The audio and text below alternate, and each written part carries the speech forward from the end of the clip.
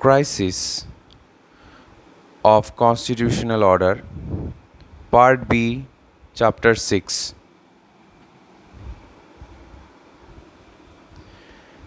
In our last chapter from Part B, Chapter 5, we have discussed how Congress faced a number of challenges and, under the leadership of Indira Gandhi, how it regained its position as a powerful political party.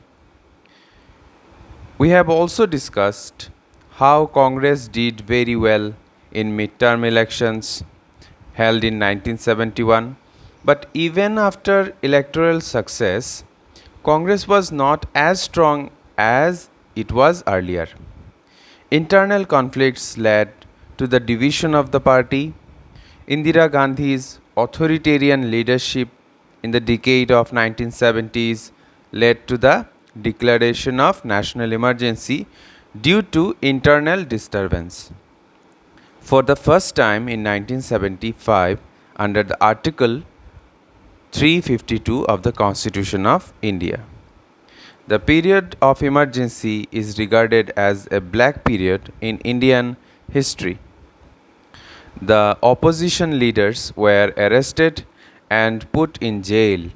A number of people were killed, many were missing, and many became disabled for life. Congress and Indira Gandhi had to face the consequence of such misrule. Eventually, Congress lost in the elections held in 1977.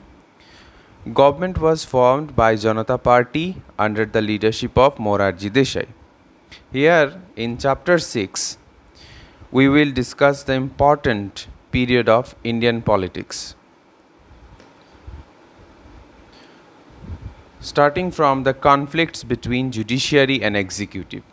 Here, search for committed bureaucracy and judiciary is a vital point for this chapter. The conflict between Congress and the judiciary went to the extreme during 1970s. Indira Gandhi became a more authoritarian political leader in her quest to control every aspect of Indian politics. India almost became a country with a totalitarian government. In such a situation, the Supreme Court challenged this dominance of Indira Gandhi. This led to three constitutional questions. Firstly, can Parliament abolish fundamental rights? Secondly, can Parliament reduce the right to property through an amendment? And thirdly, can Parliament reduce fundamental rights for the sake of directive principles? In these three issues, Constitution played an important role. Firstly, Supreme Court thought that Parliament cannot curtail fundamental rights. Secondly, Parliament cannot introduce any amendment to reduce fundamental rights. And thirdly, Supreme Court also dismissed the fundamental rights can be limited for the interest of directive principles. As a result, three systems or three situations, there emerged conflict between legislature and judiciary. This conflict was seen clearly in the Keshavananda Bharati case. In this case, Supreme Court declared that Parliament cannot change the basic structure of the Constitution. But Supreme Court did not clarify which features constitute the basic structure of Constitution. With this judgment, Supreme Court brought limitation to the amendment power of Parliament. Indira Gandhi found it difficult to accept this limitation. This was proven soon. After a few days of Keshavananda Bharati case, the post of Chief Justice of Supreme Court went vacant. Usually, appointment of Chief Justice is made on the basis of seniority, But on Indira Gandhi's advice, the President V.V. Giri bypassed three senior judges, namely Justice Shillett, Justice Hegde, and Justice Grover, and appointed A.N. Roy as the Chief Justice. This was a political move as the three judges who were bypassed have given ruling against the government. These three judges resigned in protest. Indira Gandhi government faced a lot of criticism because of this. Indira Gandhi's supporters came out with a statement that India needed a committed bureaucracy and judiciary. Committed bureaucracy means bureaucrats will work for a particular political party. Committed bureaucracy will not only be loyal to principles and ideologies included in constitution but to the ideology of the ruling party as well. In communist countries one can see the example of committed bureaucracy, because committed bureaucracy means bureaucrats that work for a particular political party. Now, Indira Gandhi's conflict with judiciary reached an extreme after the judgment of Allahabad High Court. Rajnarayan filed a case against Indira Gandhi of cheating and misuse of government vehicle in 1971 elections. On 12 June 1975, the Chief Justice of Allahabad High Court, Justice Jagmohan Lal Sinha, said Indira Gandhi was guilty of misusing government vehicle for campaigning purpose. He declared her election invalid and said that her Lok Sabha seat is vacant. The High Court also banned Indira Gandhi from fighting any elections for the next 6 years. Rajnarayan's relentless effort for justice was praised all over the world. This judgment was the main cause behind Indira Gandhi's declaration of national emergency. But this judgment also strengthened people's belief in judiciary and democracy in India. Next, we find Navanirman movement in Gujarat. The students' movement in Gujarat against the state government of Congress influenced the entire nation. Students started a movement in 1974 against shortage of food products, inflation and price rise, and massive corruption at the higher level of government.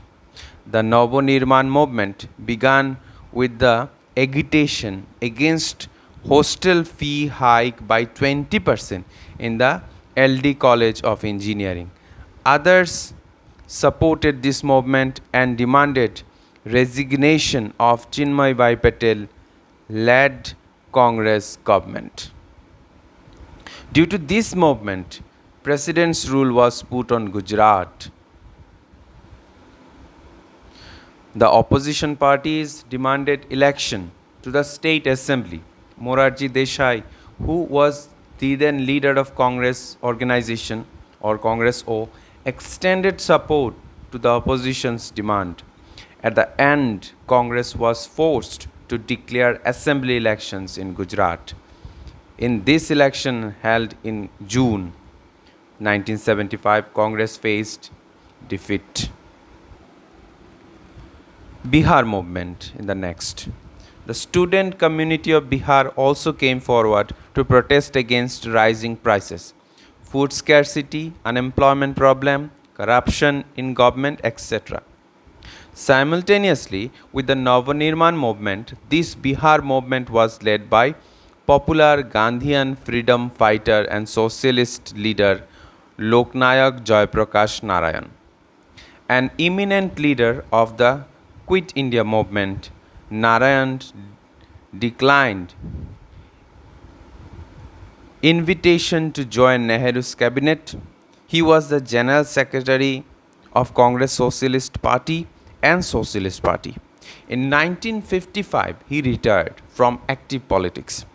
He was associated with the Bodhan movement. He was engaged in dialogue with Naga separatists and he took initiative for ensuring peace in Kashmir and the surrender of Chambal bandits. Students requested him to take the responsibility of leadership for their movement. He agreed on two conditions. Firstly, the movement must be completely non-violent, and secondly, it should be strictly limited to Bihar. But under the leadership of Jayaprakash Narayan, the movement took a political role and caught the eye of the entire nation. Under this leadership of Jayaprakash Narayan, people from all sections of society started joining the movement. In this way, he started his famous total revolution. He demanded the resignation of Congress government from Bihar. The achieve, to achieve the true form of democracy, he gave a call for total revolution in social, economic, and political fields. While the movement was non-violent, Bihar government refused to resign. Bihar movement slowly started influencing areas beyond Bihar. Jayaprakash Narayan gave up his earlier stand and decided to carry the movement beyond Bihar. Another incident influenced Indian politics greatly during that time. In 1974, railway employees started protesting for bonus and other benefits. As government did not respond, George Fernandez formed the National Coordination Committee for Railwaymen's Struggle and declared a strike in May 1974. Government declared this strike illegal. A number of leaders were arrested. This movement lasted for 20 days and ended with no result. On the other hand, Jayaprakash Narayan's total revolution gained maximum popularity. In 1975, he led a popular rally to parliament. Many opposition parties like Congress Organization, Bharatiya Janasangha, Bharatiya Lokdal and Socialist Party extended their support to him.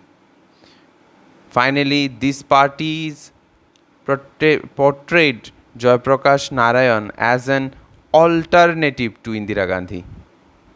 However, his views and movements have been criticized as well. It is said that Bihar and Gujarat movement became anti-Congress movement and targeted Indira Gandhi. So that's all for today's class. We will discuss about the emergency of India of 1975 in our next class. So আজকে ছুটি